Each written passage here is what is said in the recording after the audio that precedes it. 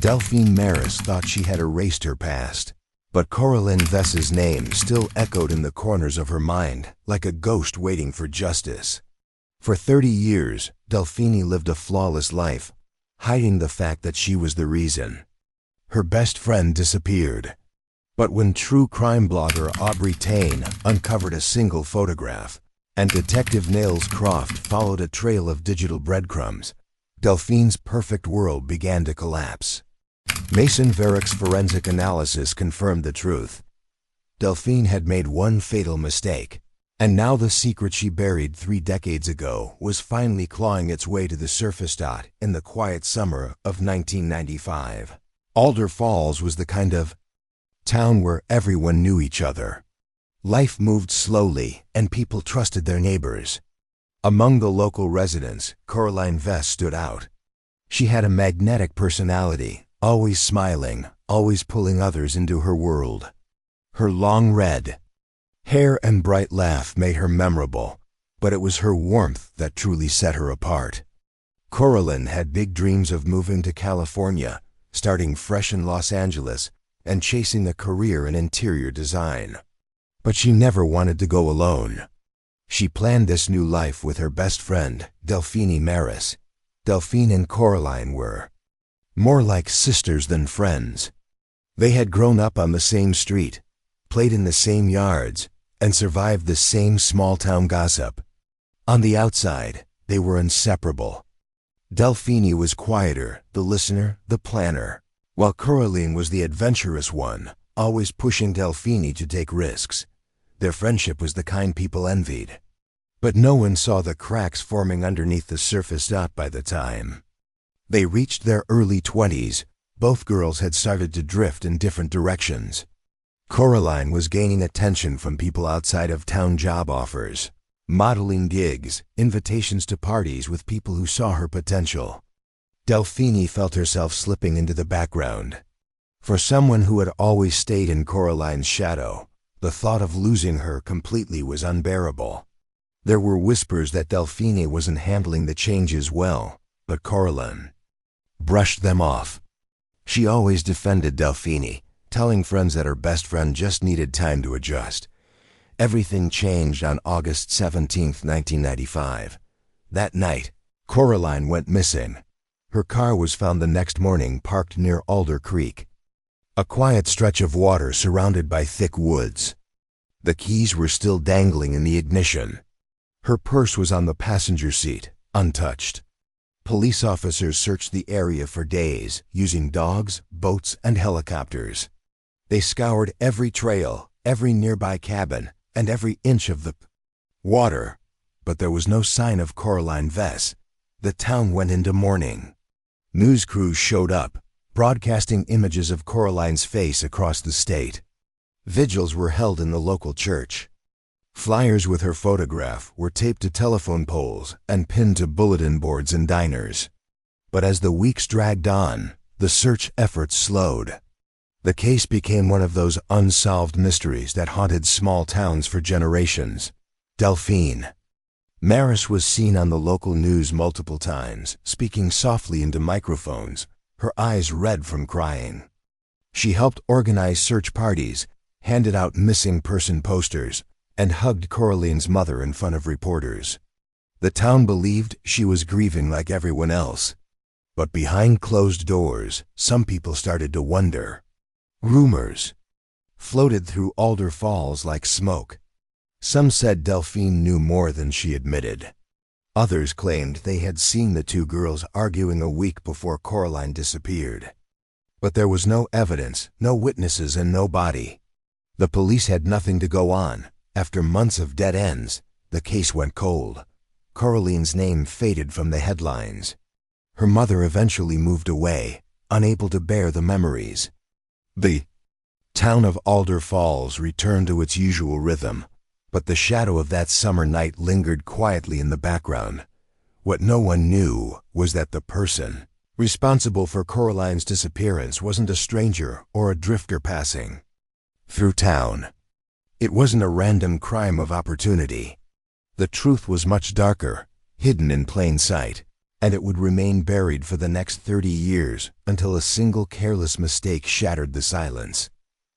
Delphine Marris left Alder Falls in the early 2000s, disappearing from the town's memory just like her best friend had years earlier. She moved 2 states away, changed her last name after marrying Vincent Rowlands, a wealthy real estate developer, and built a life that seemed flawless from the outside. Her past became something she rarely spoke about. To new friends she was simply Delphine Rowlands, successful, elegant, and generous with her time at charity events. No one in her new world knew about Coraline Vess or the mysterious disappearance back in 1995. For years, Delphine lived like someone who had outrun their past. Her days were filled with luncheons, charity galas, and weekend trips to coastal resorts. She lived in a sprawling mansion with glass walls and manicured gardens, her life designed to look perfect from every angle. But behind closed doors, Delphine kept her secrets locked away in boxes stored in the back of her closet. Old photographs, letters, and trinkets from her life before she became Mrs. Rowlands. Among those items was a faded friendship bracelet that Coraline had made for her when they were both teenagers. Delphine couldn't bring herself to throw it away. The years passed quickly, but the memory of that summer night in 1995 never left her. Sometimes she would wake up in a cold sweat, flashes of the creek and the sound of breaking twigs echoing in her mind, but she learned to silence those thoughts. Her husband never asked about her past, and she never volunteered the truth. Everything changed after Vincent died suddenly of a heart attack in early 24. For the first time in decades, Delphine was alone. With no children and no close family, her mansion felt cavernous and empty. She spent sleepless nights pacing the halls, her mind drifting back to Alder Falls, back to Coraline. Her husband's death triggered something inside her, a crack in the wall she had built around her memories. She started drinking more, glass after glass of wine late into the night. And in her isolation, she developed a strange new habit, lurking on true crime forums under a fake username. She told herself it was harmless, just a way to pass the time. But her searches became obsessive. She reread every article about Coraline's disappearance, dug up archived news reports, and watched grainy old news clips where she herself appeared, crying on camera for her missing friend. Delphine posted anonymous comments, pretending to be a curious stranger, but sometimes she slipped. Sometimes the details in her posts were too specific, details never released to the public. She'd convince herself that no one would notice. After all, it had been 30 years, but she underestimated the internet. The cold case community had grown sharper, more skilled at noticing things the police missed.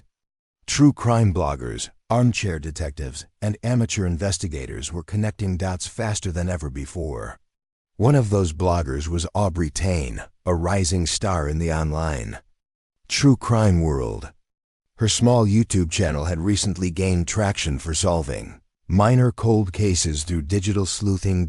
Aubrey stumbled onto Coraline's case while looking for forgotten stories from the 90s. She was drawn in by the gaps in the timeline, the vague police reports, and the way Delphine's old interviews didn't always add up. The more she dug, the more she noticed subtle contradictions. Why did Delphine remember Coraline wearing blue when police confirmed she was last seen in green? Why did Delphine mention details about the creek that only search teams would have known? Delphine didn't realize she had made herself a person of interest again, not to the police yet, but to the growing network of online sleuths determined to bring justice to cold cases. She thought she was in control, carefully commenting on blogs, reading articles, and managing her narrative. But in reality, she was being watched more closely than she could ever imagine. Her mistake wasn't just hiding the truth for 30 years. Her mistake was believing that no one would ever come looking for it again. Aubrey Tain wasn't a detective. She was a blogger with a laptop, a knack for research, and an obsession with unsolved cases. But in the world of modern true crime, that was often enough. Her YouTube channel, once small and overlooked, had grown. Quickly after, she covered a series of minor cold cases that she helped bring new attention to. Her method was simple: find stories that had fallen through the cracks, dig deep into public records, and look for the things that didn't add up. Coraline Vess's case caught her attention almost by accident. It started with a single archived news clip Aubrey found online, an old, grainy segment from 1995 showing Delphine Marris, then just 21, sobbing into a microphone. Aubrey noticed something odd right away. The emotion on Delphine's face seemed real, but her words were careful, too careful, as if she was rehearsing. As if she was performing grief, not feeling it. That small observation was enough to make Aubrey curious. She pulled up all the public files she could find. Police reports, news articles, and community message boards from the early days of the internet. The deeper she looked, the stranger the case became. Delphine had always been at the center of the investigation, but no one had ever formally accused her of anything. She had been helpful, cooperative, and eager to appear on camera. Yet certain details kept bothering Aubrey. There was the issue of Coraline's last known outfit. In several interviews, Delphine confidently stated that Coraline was wearing a blue dress the night she vanished. But police logs clearly recorded a green dress found in Coraline's abandoned car. How could Delphine have remembered it wrong if she was the last person to see her? Then there was the location of Coraline's car. According to the police report, it was found near Alder Creek, parked oddly close to the woods. Delphine mentioned in interviews that Coraline never liked that area, calling it creepy. But why, then, would she have driven there alone? The inconsistencies nagged at Aubrey, and she decided to make a video about the case. When the video went live, it exploded in popularity. Thousands of viewers shared it, and the comment section filled with amateur detectives offering theories and sharing memories. Some old residents of Alder Falls came forward, mentioning rumors they'd heard back in the 90s about a falling out between the two women. Aubrey collected every tip, sorting through fact and fiction. The video caught the attention of Detective Niles Croft, a cold case specialist who quietly followed true crime forums for leads. He had reopened a handful of cases in the past after social media buzz brought forward new evidence. Coraline's file had been sitting in a storage room for decades, untouched, but Aubrey's video made him look at it again. Croft reviewed the original reports, comparing them to the claims in Aubrey's video. He noticed something chilling: the anonymous comments under the video from an account called Hidden Falls 42. The user shared small, specific pieces of information that weren't public record. Like how Coraline had a scar behind her ear from a childhood accident. That detail had never appeared in any police report, but it was in the confidential medical examiner's notes from when Coraline went missing. Croft traced the username through its digital footprint, eventually connecting it to an IP address registered to Delphine Rowlands, formerly Delphine Marris. She had slipped, revealing herself not by confession, but by her need to insert her version of the story into the public narrative. Delphine's posts grew more frantic as the video gained attention.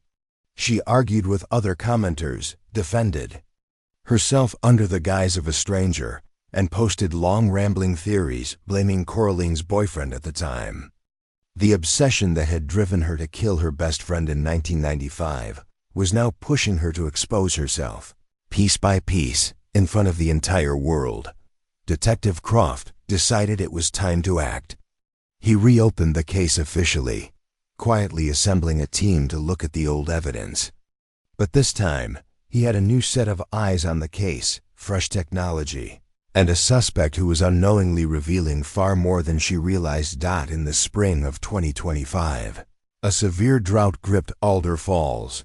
For the first time in decades, Alder Creek dried to a trickle, revealing parts of the riverbed that had been hidden since the 90s.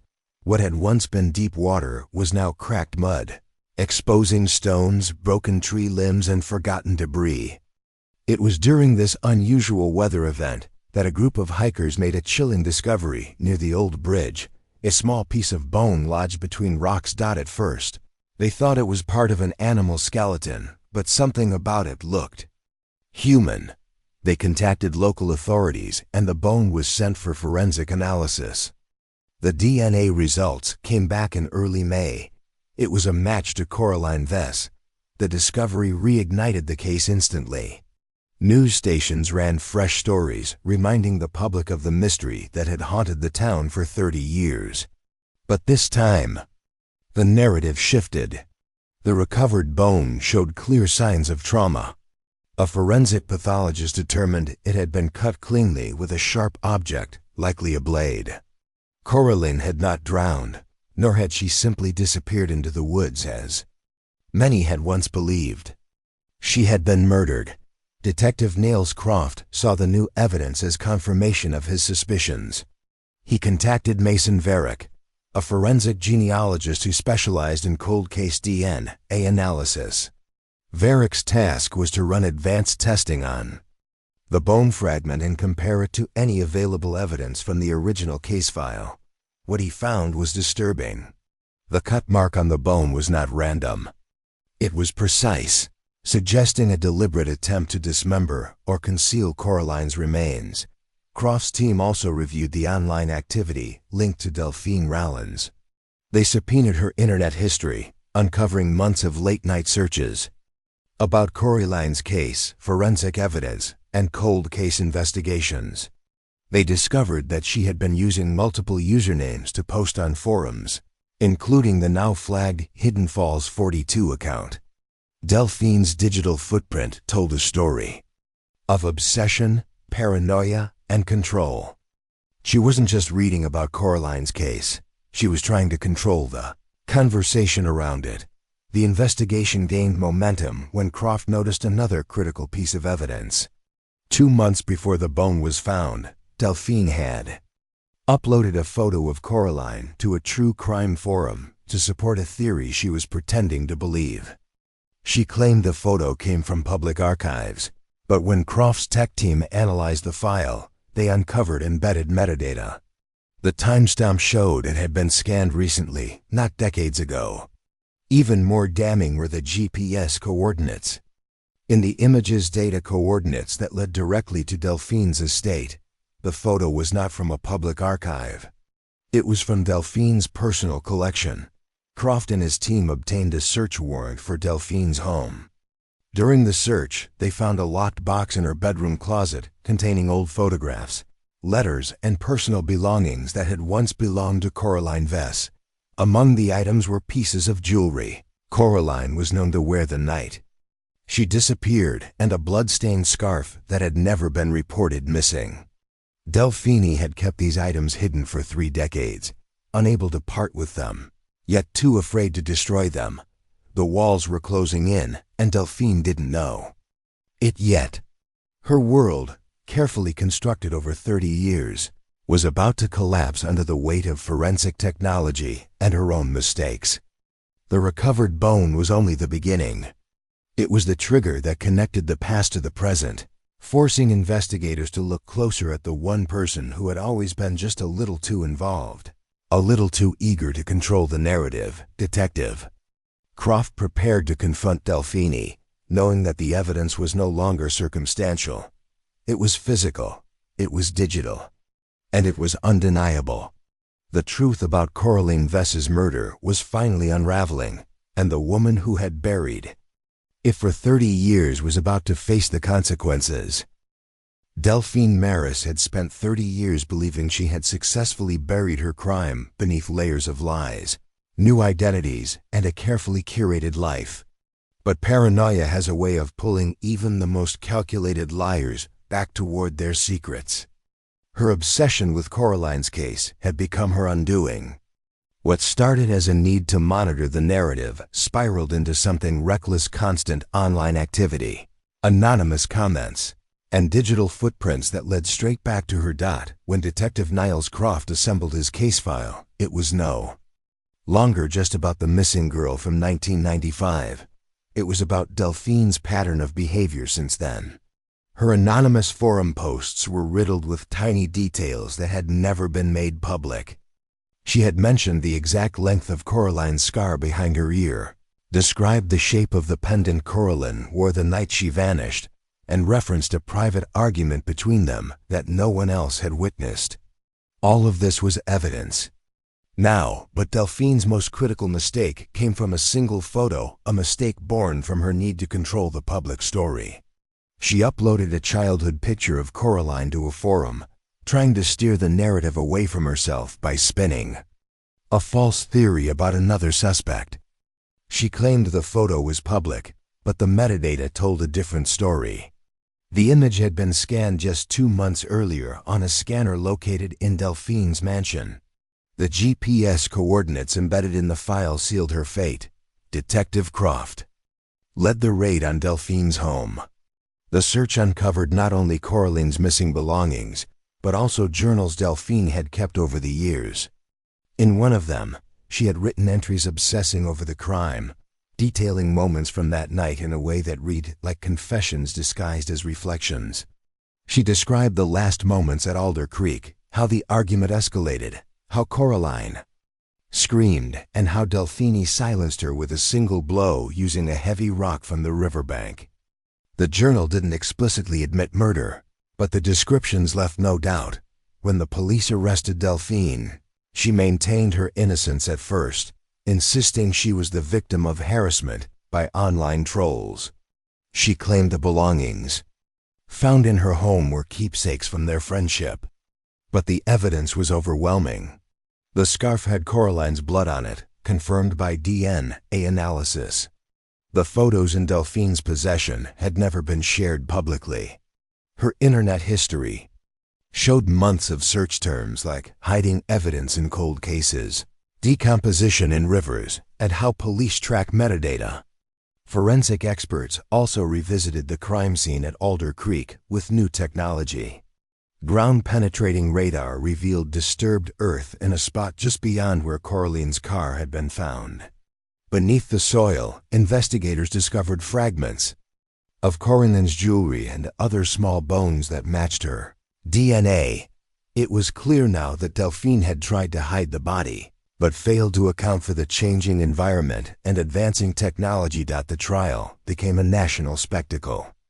News outlets replayed footage from the 90s side by side with Delphine's arrest in 2025. Once beloved socialite was now branded a murderer who had lived freely while the victim's family suffered in silence.